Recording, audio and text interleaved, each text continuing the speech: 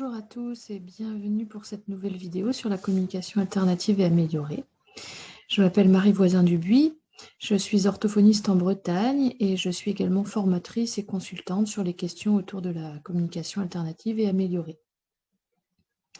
Alors, c'est pas avoir un bon piano qui fait de nous un bon instrumentiste, et j'aurais le plus beau Stradivarius qui soit entre les mains, je parviendrai sûrement qu'à le faire grincer abominablement. Et c'est la même chose avec un outil de communication alternative. Il ne suffit pas de l'avoir en sa possession pour savoir comment l'utiliser. Alors dans cette nouvelle vidéo, nous allons essayer de répondre à la question « Comment apprend-on la CAA ?» Alors Buckelman et Miranda, dans leur ouvrage qui s'appelle « Communication alternative et améliorée », donc je vous conseille vivement la lecture, décrit un certain nombre d'approches éducatives pour soutenir le développement du langage. L'enseignement explicite et l'enseignement incident, qu'ils décrivent d'abord, sont souvent combinés. Ils sont issus de l'analyse appliquée du comportement et ils proposent des procédures très précises avec une guidance qui s'estompe progressivement, l'utilisation de renforçateurs, etc. L'entraînement conversationnel consiste, lui, à fournir des incitations de nature diverse afin d'enseigner des compétences conversationnelles, comme commenter, poser des questions, y répondre, etc. Donc ce sont des stratégies d'enseignement qui peuvent être enseignées aux proches de l'utilisateur et qu'on peut leur apprendre progressivement. L'enseignement stratégique, lui, a été développé dans les années 90 pour apprendre diverses compétences et il propose 8 étapes bien précises, à commencer par la définition d'objectifs bien précis, qu'on explique clairement à la personne concernée, etc., jusqu'à la mise en situation et la vérification de compétences acquises. Buckelman et Miranda décrivent enfin ce qu'on appelle les techniques de modélisation du langage. Alors, vous avez sûrement entendu ou lu ce terme de modélisation, qui est une traduction du terme anglais modeling, et cette traduction elle est parfois décriée. Alors j'ai tendance moi à penser qu'elle est maintenant largement utilisée et que changer ce serait un peu compliqué, mais c'est vrai que le terme modélisation veut dire ici donner un modèle et pas établir un modèle pour décrire un phénomène mathématique par exemple. C'est pas tout à fait la même chose. C'est vraiment donner un modèle. Alors aujourd'hui, tout le monde s'accorde à dire que les techniques de modélisation du langage ou stimulation du langage assisté sont les plus efficaces pour que les utilisateurs prennent en main leur outil de communication alternative et amélioré. Gail Porter, qui est une orthophoniste australienne, qui a créé le POD notamment, a réalisé un schéma qui rend vraiment limpide la nécessité de la modélisation. En haut, vous voyez, un enfant qui n'a pas de difficultés spécifiques de communication est plongé depuis sa naissance dans ce qu'on appelle souvent un bain de langage oral.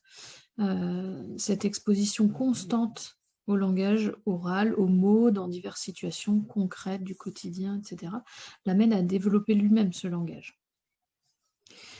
Un enfant qui présente ce qu'on appelle des besoins complexes de communication, auxquels on voudrait proposer un outil de CA, se trouvera en revanche bien en difficulté si on ne le plonge que dans un bain de langage oral, alors que l'on attend de lui qu'il utilise un jour un dispositif de CA.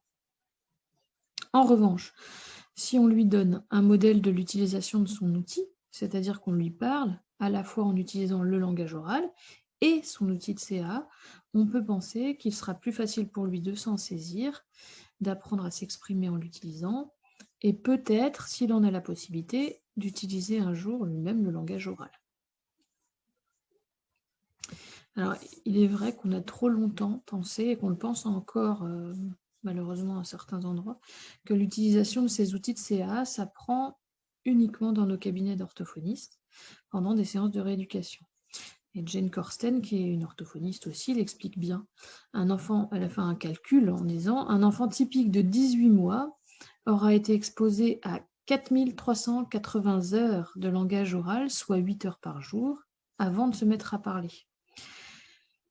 Si un enfant est exposé à son système de communication juste en séance d'orthophonie 2 fois par semaine, quand c'est 2 fois par semaine, pendant une demi-heure, cela prendra 84 ans avant qu'il ait eu le même niveau d'exposition. Voilà, c'est une démonstration relativement limpide et claire en faveur de la modélisation au quotidien dans de multiples situations et pas uniquement avec l'orthophoniste. Alors voilà, la modélisation, il s'agit donc simplement d'utiliser le dispositif, l'outil de CA, en parlant à son utilisateur. Nous allons donc lui donner un modèle afin qu'il puisse voir l'utilisation des symboles dans diverses situations concrètes et dans diverses situations de communication. Parce que c'est bien de connaître l'emplacement d'un mot, mais c'est bien de savoir quand est-ce qu'il est bon de l'utiliser. On va lui donner un modèle de l'utilisation de la syntaxe, de la grammaire, voilà, pour apprendre à composer des phrases. On va lui montrer comment on utilise l'appareil, la navigation, la logique de l'outil. Voilà, je parle d'appareil, mais ça peut être un outil papier, un classeur. Et enfin, ça permet aussi de voir que l'on fait nous aussi des erreurs et qu'il y a des moyens de se corriger. Alors, bien entendu, nous allons nous adapter au niveau de l'enfant, de l'utilisateur, et avec un outil identique, nous n'allons pas forcément donner le même modèle à 2 enfants différents, en fonction de là où ils en sont dans l'utilisation de leurs outils. Il est important de ne pas se donner d'objectifs trop hauts au début. Nous aussi, nous avons besoin d'apprendre à utiliser l'outil, à repérer où sont les mots, comprendre comment c'est organisé, etc. À ce sujet, je vous conseille vraiment la lecture des articles qui sont sur le blog d'AssistiveWare sur la modélisation. Il y en a plusieurs et ils donnent vraiment des pistes très intéressantes pour débuter, ce qu'il faut faire, pas faire, voilà, quels objectifs se donner dès le départ. Et il existe également, pour ceux qui lisent l'anglais, une fiche très intéressante sur le site Practical AAC, qui est une vraie mine d'or. Alors pour ceux qui lisent l'anglais, c'est vraiment un site plein de ressources. Et cette fiche, elle fait partie d'un kit pour l'utilisation de la CA.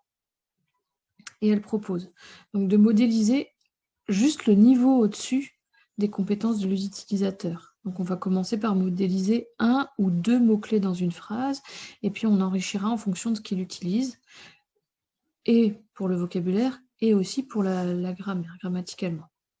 Je propose d'adapter notre rythme. C'est important de ne pas modéliser trop vite pour que l'utilisateur puisse bien percevoir le chemin pour accéder aux symboles, par exemple. Voilà, c'est important de prendre son temps et peut-être de ralentir un peu notre débit. Il propose aussi de toujours verbaliser en même temps et même de réfléchir à voix haute pour que l'utilisateur comprenne notre raisonnement. Et puis, ne pas s'inquiéter si on fait des erreurs, parce que c'est important de montrer que ça nous arrive à tous de nous tromper et qu'il y a toujours des moyens pour s'en sortir. Voilà, on pourrait parler pendant plusieurs jours de formation. Il y a des formations à ce sujet d'ailleurs, de ce que c'est que la modélisation. Parce qu'une fois qu'on en a perçu l'importance, c'est se lancer et savoir quoi faire et comment, qui peut être un peu vertigineux. Mais il faut se lancer. Ce dont il faut se souvenir, c'est que c'est vraiment le moyen le plus efficace pour apprendre à se saisir d'un outil de communication, parce que c'est dans les situations concrètes du quotidien que l'utilisateur apprend comment faire, quoi dire, et va percevoir l'intérêt de communiquer. Voilà, vous trouverez donc dans cette dernière diapo quelques références internet au sujet de la modélisation qui peuvent compléter le peu que j'ai pu dire dans une courte vidéo d'une dizaine de minutes. Voilà, je vous incite à approfondir ce sujet qui est peut-être un des sujets majeurs quand on parle de mise en place d'un outil de communication alternative et amélioré. Je vous remercie de m'avoir suivi à nouveau.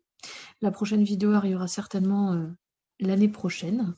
Alors d'ici là, je vous souhaite à tous de très belles fêtes de fin d'année et à très bientôt.